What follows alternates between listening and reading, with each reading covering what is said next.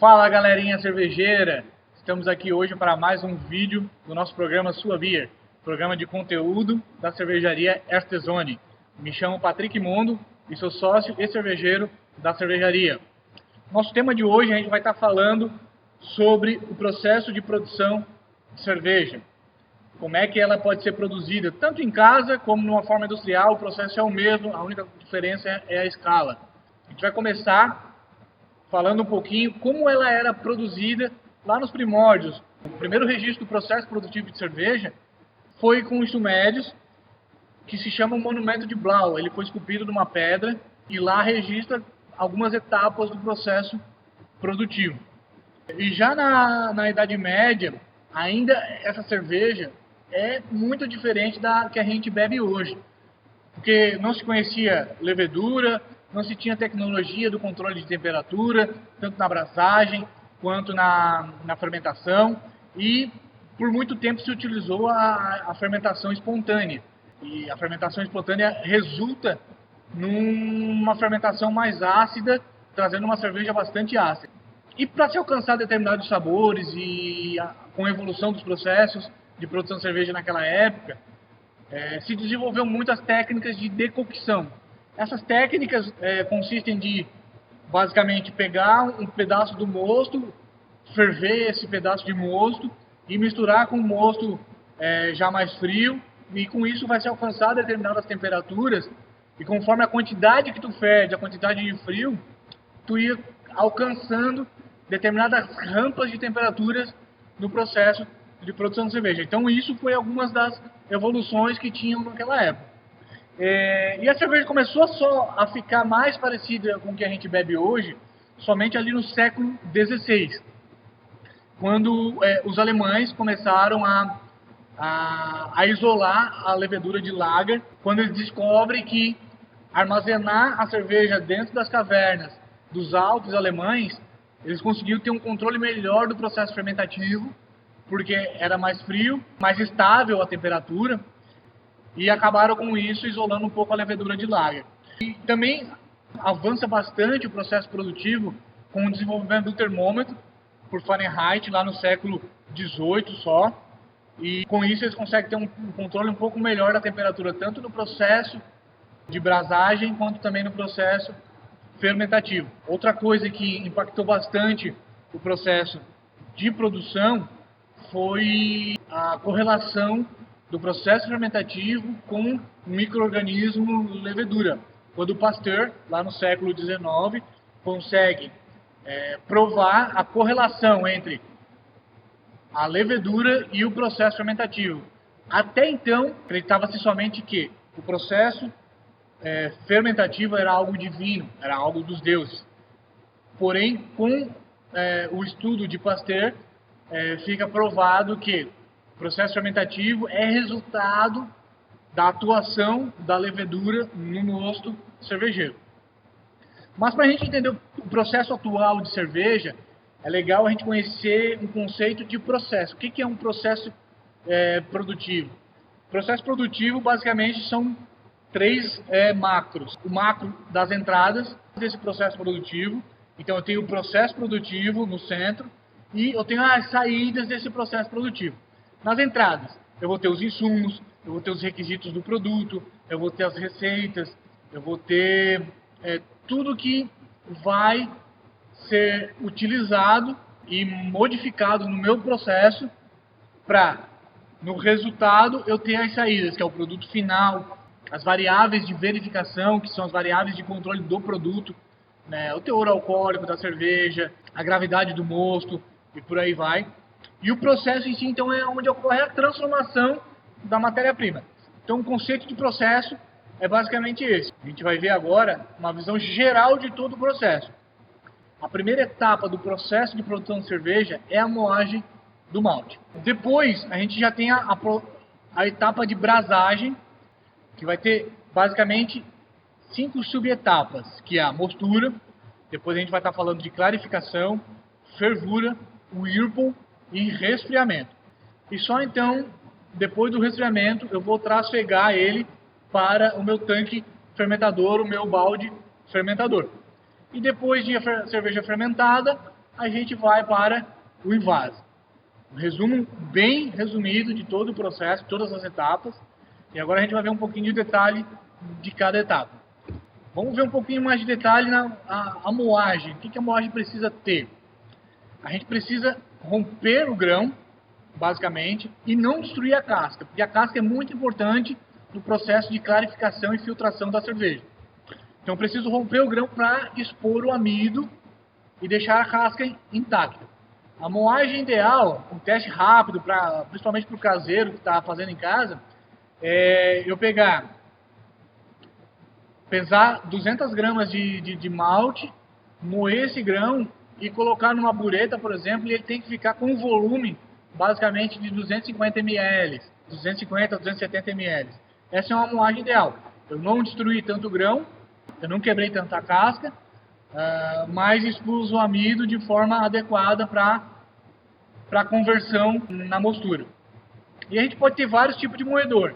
Um moedor mais industrial, vou estar falando até moedores de 6 rolos, onde vai ter aberturas diferentes em cada conjunto de rolos. Vou ter 3 conjuntos de 2 rolos. E dependendo da granulometria que vai quebrando o grão, ele vai separando e eu vou conseguir no final ter uma granulometria muito, muito uniforme. E isso favorece muito o processo de conversão do amido. Mas em casa, eu posso ter moedores de 2 rolos, acionados até por furadeira, muito caseiro usa assim. E também o famoso moinho buzo, que é aquele moedor de disco que muito caseiro, quando começa a produzir, usa ele. Quando a gente fazia a nossa cerveja em casa, a gente usou muito esse moedor. E ele é muito prático, muito fácil de usar, relativamente barato. E alcança uma moagem até que satisfatória. Não é o melhor moedor, o melhor é o de rolos, mas esse alcança uma moagem até satisfatória. Na etapa de brasagem, são o malte moído, a água e os sais corrigida, a água corrigida, o lúpulo, sistemas de refrigeração, sistemas de aquecimento, eu preciso aquecer essa tina. Então, lá na brasagem, eu vou ter todas essas entradas no processo. E quais são as variáveis de controle da etapa de brasagem? Eu preciso controlar as temperaturas, quantidade de água, é muito importante a gente falar, quantidade de malte, é muito importante a gente falar, densidade do mosto, é uma propriedade que a gente controla durante o processo de mosturação, quantidade de lúpulo, quantidade de sais, pH do mosto, pH da água, é muito importante a gente estar controlando o pH do processo de mostura, tempo de cada etapa, o tempo que fica em cada etapa é muito importante, e as saídas da brasagem o mosto cervejeiro, mosto lupulado, já com a densidade específica e resfriado já na temperatura de fermentação. Já na mostura, quando eu misturo então esse grão moído com a água cervejeira a determinadas temperaturas, eu vou começar a fazer a conversão do amido em açúcar. E é muito importante ter essa relação de quantidade de água e quantidade de malte. Normalmente a gente está falando nessa etapa uma relação de 2,5 a 3 de água para o malte. Então nessa etapa é onde eu tenho atividade enzimática. A atividade enzimática, a enzima, que é formada lá no processo de malteação, ela tem uma temperatura adequada e um pH adequado para ter uma atividade ótima.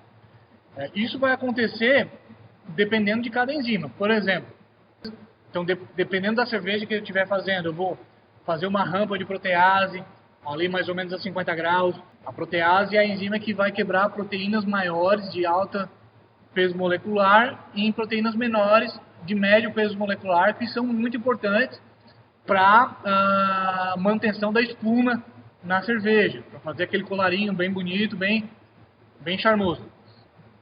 Mas não é todo grão que tu precisa fazer a protease, porque os grãos que a gente tem hoje, os maltes que a gente tem hoje, já são bem modificados e já tem bastante proteínas de médio peso molecular. Somente quando está usando uma quantidade de grãos não maltados, alta, quantidade de grãos que tem quantidade de proteínas altas, por exemplo, trigo, aveia, é interessante talvez fazer uma protease. mas depende da quantidade. Posso ter uma rampa de beta-glucano um pouquinho antes de 45 graus. Eu posso ter a rampa beta-formilase já lá 62, 63 graus. Depois a 72 eu posso ter a rampa de beta-formilase.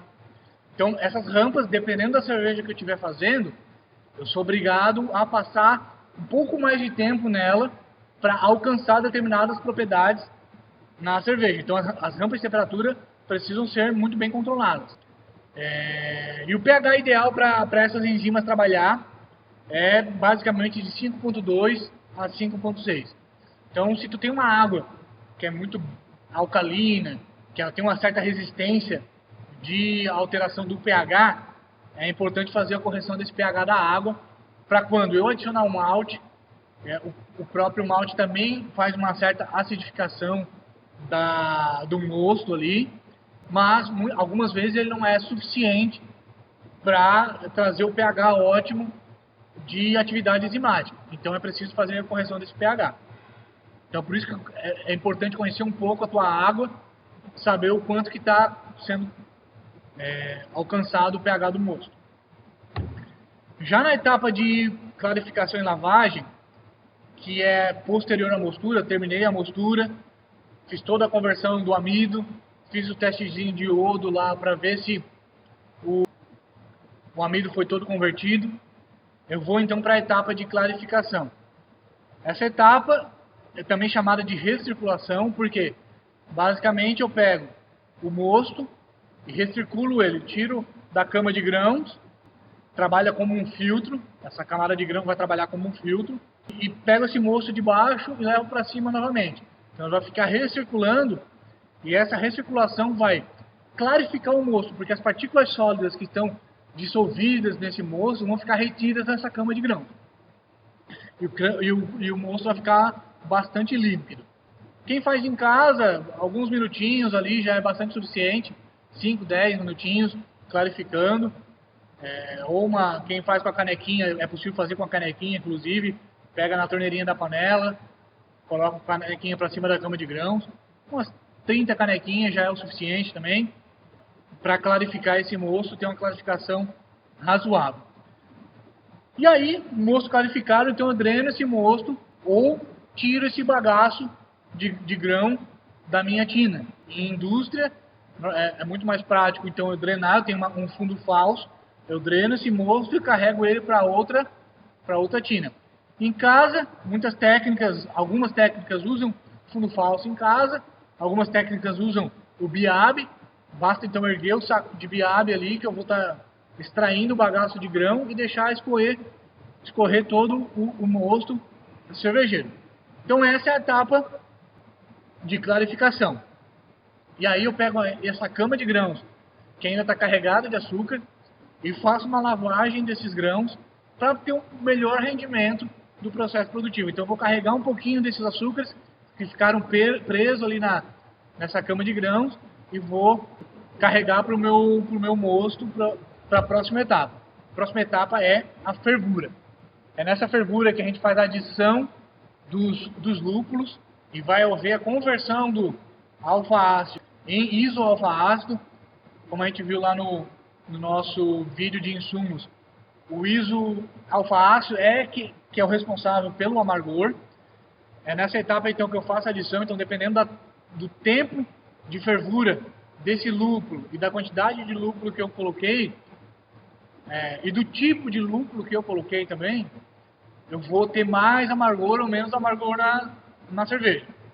E diversas reações acontecem nessa fervura. Vão acontecer muitas reações de Maillard, que vai trazer muito sabor para a cerveja. Também coagulação da proteína vai acontecer nessa etapa de fervura. E vai acontecer evaporação de vários off flavors, por exemplo, de vegetal cozido, que é o dimetil sulfeto, de milho cozido, é eliminado nessa etapa de fervura. E aí eu fico basicamente 1 hora fervendo ali, ou 1h30, depende da receita, depende da cerveja que tu quer produzir, certo? Feita a fervura, converti todo o alfa-ácido em isoalfa-ácido que eu precisava, adicionei os lúpulos de aroma que era necessário na receita, eu faço o whirlpool. O Whirlpool serve basicamente para condensar, concentrar todo esse bagaço de lúpulo e proteína coagulada que aconteceu no processo de fervura no centro da tina e eu não levar isso para o processo fermentativo. Então o Whirlpool serve para isso. E depois, feito o Whirlpool, o moço está ali descansadinho, concentrou todo o trube, que é o bagaço, a proteína coagulada, se chama de trube. Concentrei todo o trube no centro da panela, então eu faço o resfriamento desse mosto. E aí tem várias técnicas de resfriamento. Nas cervejarias industriais, normalmente se usa chiller de placa, certo? Em casa, normalmente a gente pode utilizar um balde de gelo, coloca o mosto dentro de um balde de gelo.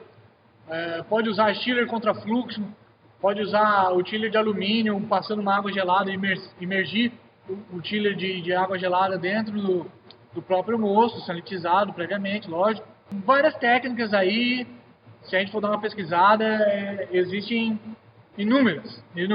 Então é muito simples conseguir resfriar o mosto, certo? Tanto em casa quanto na cervejaria. Então, saiu do resfriamento, eu trasfego o mosto para o tanque fermentativo.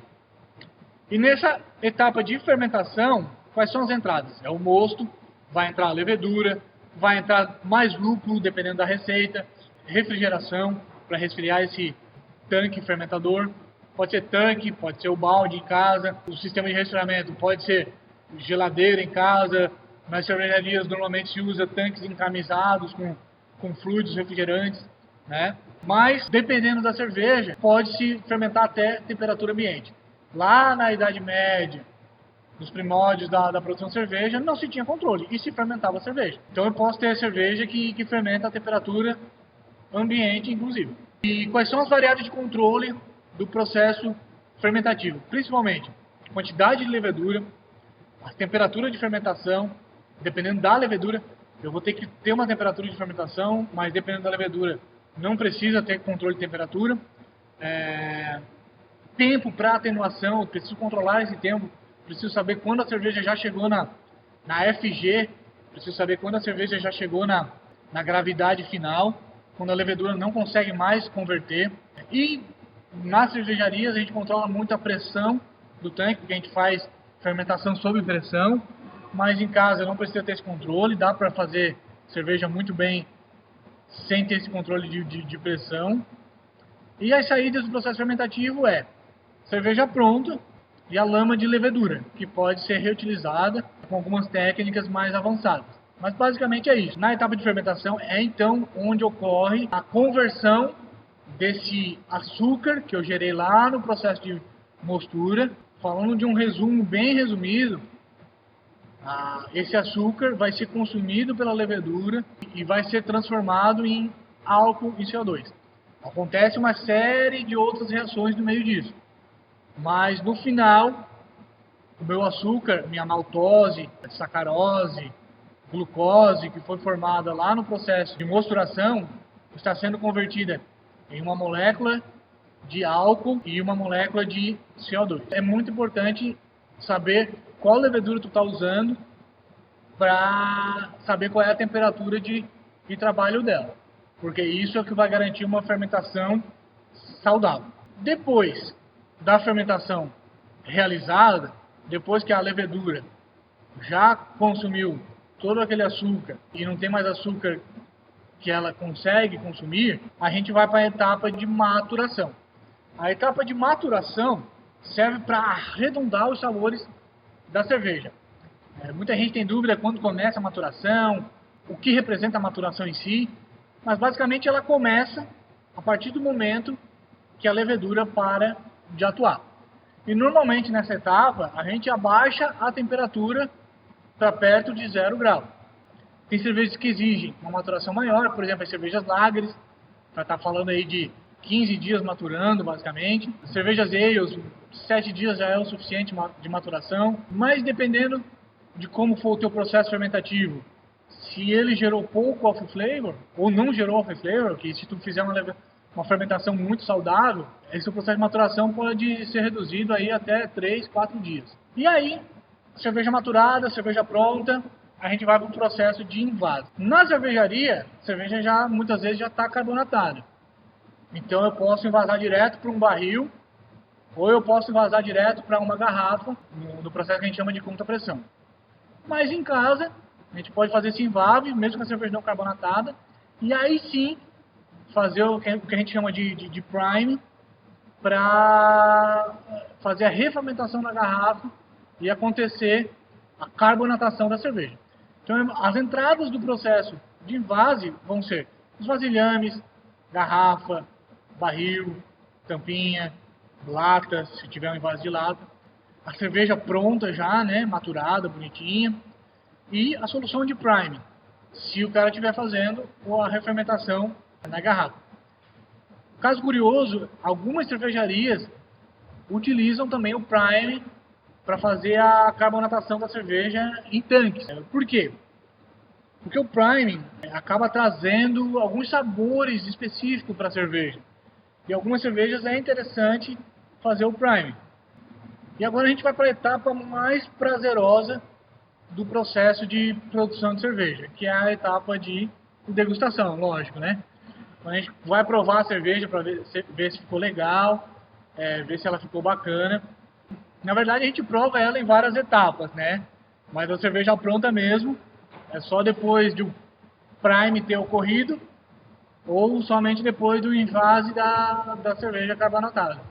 E a gente precisa, claro, nessa etapa também ter alguns cuidados, principalmente com a higienização do copo, o copo não trazer sabores para a cerveja também, então o copo precisa estar muito limpo. A limpeza também vai garantir que o aspecto visual da cerveja no copo seja adequado, consiga ver todas as propriedades visuais da cerveja. Eu vou ter uma formação adequada de colarinho, temperatura de serviço é muito importante.